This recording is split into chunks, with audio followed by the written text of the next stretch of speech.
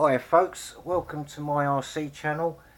Today we're going to be reviewing what I think is the best camera so far that I've done FPV in, and it's the EACHINE TX05. Now this is a good camera in a number of ways. Previously I did a flight review on the TX04, and although it's a super compact 25mm camera, the only problem I seem to have with it was the colour balance, i.e. that if you're flying above and you pitch forward and then you get the ground, you get like a lot of colour washout between the light and dark spaces, which was a real shame, because it was a super compact camera. Don't get me wrong, it's good for FPV, but and you don't notice it so much when you're viewing it through the screen. But if you're recording on a DVR and you're watching it back, it is quite noticeable. So I thought, well, what's TX05 going to be like? You know, I got this on eBay, so I didn't want to wait, you know, a couple of weeks from China. I did have a couple of other cameras that I was going to review that were sort of cheapies, no branded 25mm cameras, and well, they never made it through the post. So I got a discount. Well, not a discount. I got a refund on that. But this one fits the bill in many ways, because it's got well, I'll show you it here. It's got the you know, the dipole antenna. The TX03 is another brilliant camera, and but the only thing about that is it's got a polarized. No, it's got a dipole antenna. The other one's got a polarized antenna, and I can't use that with my Bugs 3 Mini, because the blades just miss it, and it means I'd have to cut a slot in the canopy for it to fit, and I didn't want to do that. So I went for these type of aerials, and they work all right. So this camera here is a multi-use camera. You could use it on anything, and it's got 72 channels. It's got on-screen display. I'll come back to that in a minute though. We've got, let's see, 1, 2, 3, 4, 5. It's got 6 power adjustments, so you can go from 0.1 milliwatt, 5 milliwatt, 25 milliwatt, 50 milliwatt, 100 milliwatt, and 250 milliwatts. So it's brilliant. OSD enabled, support video in and video out, anti-collision EVA case, which is this thing here, which you can put the camera in and you can bung it on something and it will protect it. I doubt if I'll be using that. And it's plug and play. Yeah, so you get the camera. It's got the old. We're going back to the old system now, where they got rid of the light bar, and it's back to the old styly light, the LED. You know, I don't know what you call that, but it goes back to the old style. But it's easy to use. You do the channel and the band in the normal way by pressing short press and long presses, and then to get the milliwatt value, you have to long press it for 4 seconds, and it will blink, and then you just go 1 to 6, and it will tell you what you're on. So for example, if it's flashing 4, you'd be on 50 milliwatts. if it's flashing 3, you'll be on 25 milliwatts and so on. Easy. If you've already got one of these, it's not hard to work out. However, you will have to do a mod on this because it's got on-screen display. It's obviously designed for a flight board, and you know, obviously you plug it in, and that's the original plug that you get with it. It's a 4-pin plug. You've got your on-screen display here, which is your green and yellow, which is your video in and video out, and then you've got your power feeds, which is your red and your black. Now, if you want to use this just as an FPV camera without on-screen display, you're going to have to do yourself a little mod. Now, I cut this down because I may want to use this at a later date on something else, and I've kept that just in case. Now, what you're going to have to do with the green and yellow wires, you're going to have to fuse them together.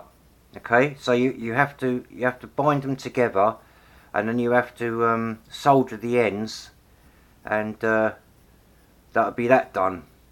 And then with the other two, because it had a different plug on it, I mainly use these because I put these on a 1-cell battery. So I bought a packet of male and female, I think they're low C connectors, or lossy, whatever way you pronounce it. I bought a pack of 10 of these for about, I can't remember now, about £3, something like that, for £3 or £4. And I use these now to modify stuff and that. That's the original length that they came in. So I obviously cut it down because I didn't want it too long. And yeah, you just obviously red to red, black to black, and that's it. That's all you need to do. If you don't do this mod here on the video in, video out, what will happen is you'll get no picture. You've got to fuse them together. Once you've done that, you're ready to go. Now, the reason why I've got a grommet on the front of that, which I've explained in one of my other videos, is you could buy this from a car shop. I actually bought a packet of them, like a box of all different sizes, and they fit the EACHINE cameras and a lot of the other type of cameras as well, a lot of the generic brands, perfectly. So I've got my battery in here. This is a 260 milliwatt, 260 milliamp an hour battery, and this is no good on a quadcopter, but it's good for FPV use. So I'll stick that in there like that. See, it just sits in there lovely. Now, I've been playing, you have to drill the hole a little bit big on this because the antenna is a bit thicker than normal, and it's got this bit of a bulge here which you're going to have to bypass. Now, you can do an aerial mod on this. There's the aerial. If you pull that aerial out, it only sits in the arm. You can actually poke it through the same hole and get extended range on your transmitter. But for the purpose of this video, I'm just going to show you how it's all going to look once it's done. So that sits in there like so. Now, I've chosen that you can mount the camera on there as well, but I find that the field of view that I fly in, I prefer the camera up, because a lot of the time if I'm going pretty quick, it's gonna tilt down at an angle like that, and that gives me a better field of view. I can see the ground, I can see the horizon, I can see perfectly. So that to me is the best viewing angle. So what you do is let's see if we can push that on. That's it. There you go. So what you do is you put it in there. I'm not going to connect it up. because I'm only going to show you how it's going to look. So you connect it up, just clips together, and there's the final product. You've got the aerial that sits at the top there, the hole's big enough to clear that space, and there's the camera.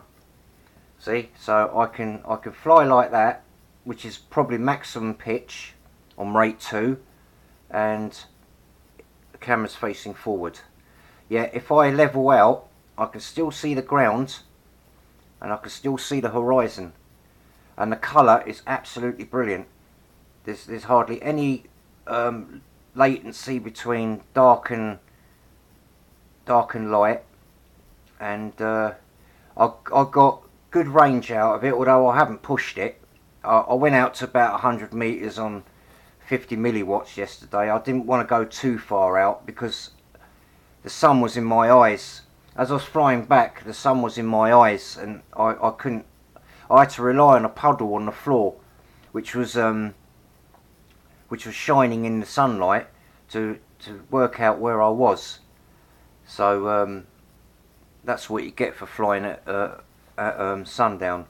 But anyway, yeah, the video that I did actually proves, even with the sunlight in your eye, that the latency is good. You don't get no delay, and the colour's all good. The grass was actually green and not brown like it is with the TX04. But yeah, nice easy conversion. You can do it in the field. This won't fit in the box with the aerial or the camera in situ, because the box won't shut because of that. But it's a 2-second job just to unplug it all. There you go, done. See, it doesn't take up any time in the field. But yeah, if you want to mount this on something else like an aircraft or something like that, you just take the grommet out, put it in there, and you know, it's got the cutout for it and everything, but you get that free with it. That's the lens cap, by the way. That's I've just left that in there. But yeah, very good camera. I'm super impressed with that. It's got the aerial I wanted, and it's got the range I want as well. So you've got a choice on the milliwatts, and the light latency is good. So, and it's not that heavy. It's only, I don't know, I think it was just under 5 gram, or just on 5 gram. But bearing in mind, I've got the grommet on there as well, and I have done the cable conversion. So, because these are silicon wires on these, but and these cables aren't. So of course it adds a bit of weight. Obviously it's a bigger plug. But yeah, brilliant camera for doing FPV, and even the playback on the video is good. Very easy to use. I'm going to be buying another one of these as a backup, because those cheapy ones just, I don't know, they sort of kill the enjoyment a little bit with the colour latency and everything. So, but this, I was well impressed with that. Anyway, I've done a video on my flight entitled Ripping at Sundown. Although the sun, like I say, was in my eye for most of the time, the camera actually performed really good, and that's the main reason why I did it. But there it is. Really good camera. Highly recommend that for FPV. Brilliant. Right, well that's it, folks. Thanks for watching, and I'll catch you on the next one. I'm going to be doing something a bit different soon. I'm going to be flying a helicopter in FPV. So, not using this camera though. I'm going to be using my TX04 because it's lighter. And because the camera's mounted on the front of the helicopter, I need to go as light as possible. Otherwise it's going to upset the balance. But anyway, that's my video on the EACHINE TX05. Get one. For the money, they're brilliant. You know, got so many choices. Anyway, cheers for watching, guys. I'll catch you later. Bye.